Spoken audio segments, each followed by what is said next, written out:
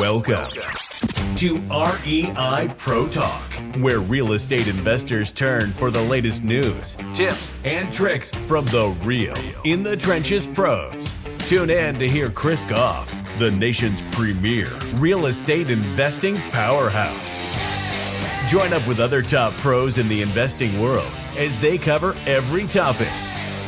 No fluff, no filler, no holds barred. All you need to know from start to paycheck.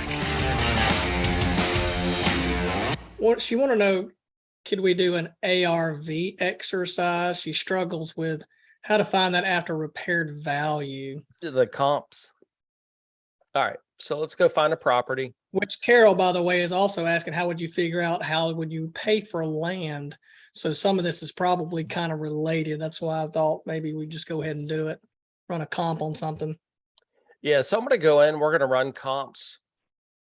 And just so everybody knows, this whole section's getting rebuilt. It's already redesigned. And we're in the process of making this 1,000 times better, by the way, with tons of new features. So we're excited to do that. All right, so the most important, when you pull comps up, the most important number in real estate is square footage.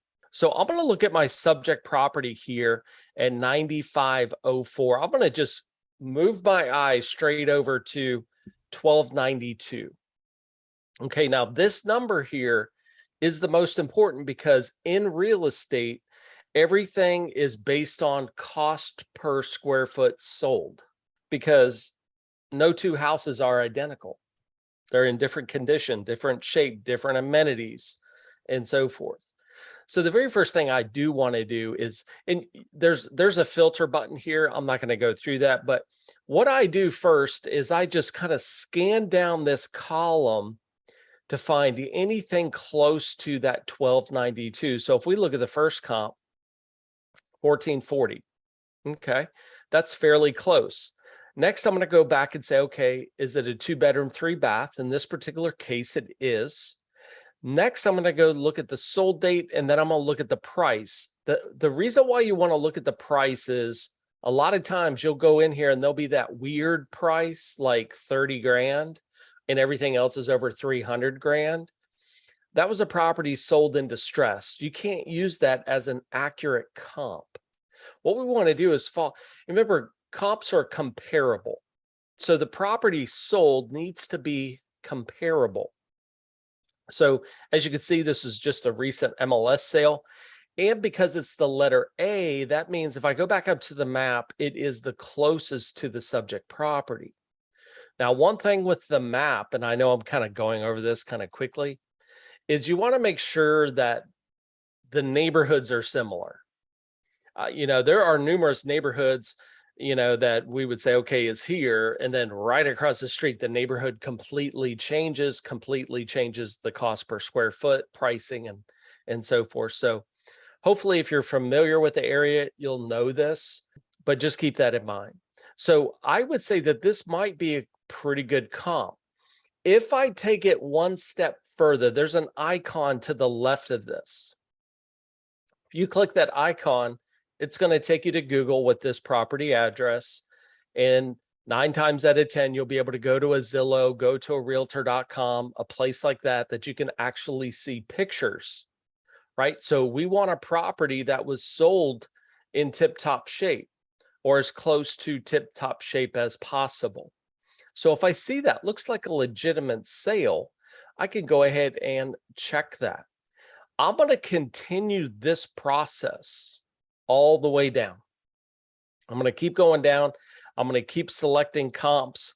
We'll just say that I select this one. That square footage is pretty good there.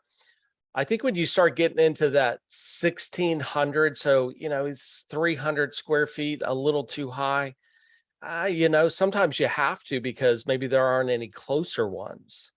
Sometimes I go in here and I only pick like 1 or 2 comps because those 1 or 2 comps are dead perfect. Like that's all I need.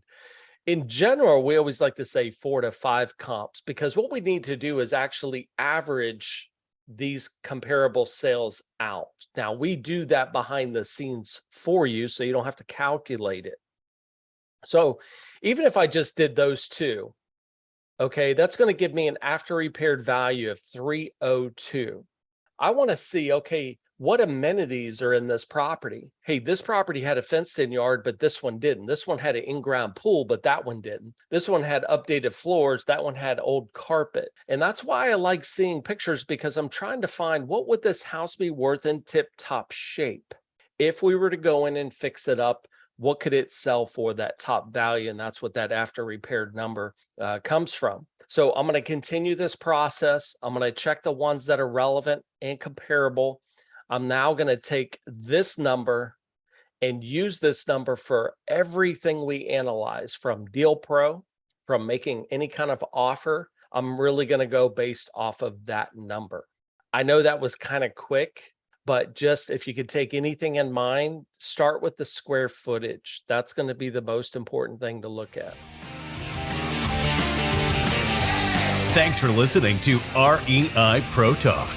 If you've ever wanted to jump into the real estate game, get started with the #1 software for real estate investors on the planet, REI Pro. Start for free at www.myreipro.com.